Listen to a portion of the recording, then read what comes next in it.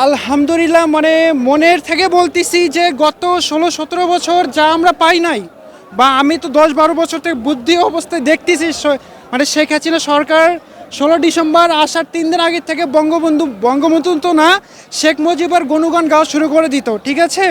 তো সেইখান থেকে আমরা যে যে জনতা রয়েছে, যারা আজকে আমরা এখানে জামায়াত হয়েছি, আমরা এটা করতে পারতাম না, যারা থাকতো সেটা আওয়ামী লীগের সাঙ্গপাঙ্গ লোকজন। শেখ হাসিনা থাকলে আজকের চিত্র কি হতো সেটা আসলেও বলা মুশকিল। তবে এইটুকু আমি বলতে পারি যে এইভাবে সারা বাংলাদেশের এই 18 কোটি জনগণ এত সুন্দরভাবে এই মহান বিজয় দিবসটাকে আর আমার মনে হয় পালন করতে পারতো না। বিজয় দিবস তো শুধু শেখ মুজিবের না বা ফ্যাসিস্ট হাসিনার না, এই যে বিজয় 18 কোটি জনগণের। তাই শুধু একটা ফ্যামিলির জন্য বিজয় দিবস উদযাপিত হবে, 18 কোটি মানুষ বঞ্চিত থাকবে, তারা ঘরে বন্দি থাকবে। আজকে একটা ফ্যামিলি বঞ্চিত হওয়ার বিনিময়ে 18 কোটি মানুষ স্বাধীনতা উপলব্ধি করছে, বিজয় ভোগ করতেছে।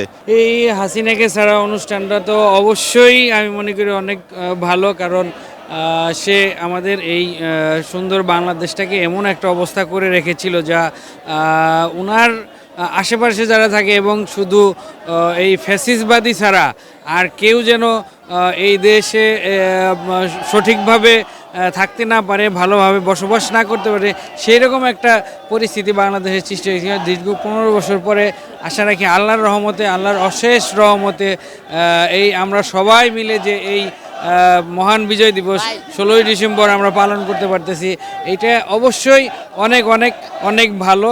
এবং হাসিনাকে ছাড়া বাংলাদেশে অনেক সুন্দর থাকতে পারে, সুন্দর হতে পারে, সেটা এটার এই জনগণের আজকের এই 16 ডিসেম্বর পালনের মাধ্যম দিয়ে বোঝা যাচ্ছে যে আরও ভবিষ্যতে আরও সুন্দর করে আমরা পালন করতে পারবো আর কি। অবশ্যই না, স্বাধীন দেশে সব জায়গায় উন্মুক্ত থাকবে, এটাই ফ্যাসিস্ট বিরোধীর একটা স্লোগান।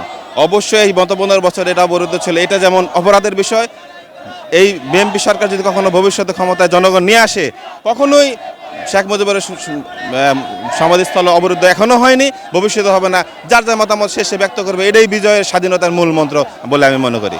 আগামীর বাংলাদেশ ফ্যাসিস্ট মুক্ত স্বাধীন চেতনার, সবাই কথা বলতে পারবে স্বাধীনভাবে। এই বিজয়ের যে মূল মন্ত্র 71 সালে রচিত হয়েছে, সেটা আবার পুনর্বিনির্মাণ 5ই আগস্টের বিনিময়ে সবাই শান্তিতে যার যার মতামত প্রকাশ করবে, এটাই হবে আগামী ভবিষ্যতের মূল মন্ত্র বা মূল ভবিষ্যৎ। আজকে 18 কোটি মানুষ রাস্তায় নেমে বিজয় দিবস উদযাপন করতে পারতেছে, স্বাধীনভাবে এখানে আসতে পারছে। আজকে দেখেন, আজকে গত 15 বছর যাবৎ এখানে অবরুদ্ধ ছিল, কিছু যে জায়গা ফ্যাসিস্টদের পছন্দের বাইরে সে জায়গায় ব্যারিকেড দেওয়া থাকতো, সেখানে ঢোকা নিষেধ থাকতো। আজকে সারা বাংলাদেশে মানুষ, এবং এই যে আমলের পরিবর্তন, এই 5ই আগস্টের পরে আমরা যে দেখেছি, মানুষ সব জায়গায় এখন উন্মুক্ত, সবাই উন্মুক্তভাবে স্বাধীনতা উপলব্ধি করতেছে। এটাই 5ই আগস্টের মূল মানে বিষয় মনে করি। অনেক সুন্দর লাগছে, অনেক ভালো লাগছে ভাই।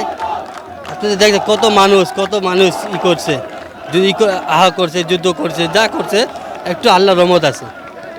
উনি তো কিছু করলে তো উনি দেশটা ছাড়তে হইতো না, যেটা বাস্তব কথা ভাই। উনি যদি ভালো করতো তাহলে দেশ ছাড়তে হতো, উনি তো ভালো করে না। ওনার বিবেকে থাকুক কি আমি করছি না করছি, আল্লাহ যা করে ভালো লেগে ভালো করে। সব হলো ওর উপরে, আমাকে উপরে কিছু নেই, আমার উপরে কিছু নাই, সব হলো ওনার উপরে। উনি যাক ভালো মন্দ সব উনি করে। উনি আজকে ভালো থাকতো তাহলে উনি থাকতে পারতো, উনি নাই, উনি কিছু কাজ খারাপ করছে দেখে উনি দেশটা ছাড়তে হয়েছে। আমরা যে গত 16 বছরে যে স্বৈরাচার অত্যাচারের কারণে আমরা স্বাধীনভাবে আমরা এই জায়গাটার নামও চেঞ্জ করা হয়েছিল, চাঁদ উদ্যান নাম রাখা হয়েছিল, ঠিক আছে, সরি চন্ডিমা উদ্যান। এই জায়গাটার নাম কিন্তু জিয়া উদ্যান। আমরা সেই জন্মের পর থেকে জেনে আসছি জিয়া উদ্যান নামে একটা কবরস্থান বা মাজার শরীফ আছে, কিন্তু যখন আমরা ঢাকায় আসার পর দেখি যে জায়গার নাম চেঞ্জ, আমরা এখানে এসে স্বাধীনভাবে চলতে পারতাম না, ঠিক আছে।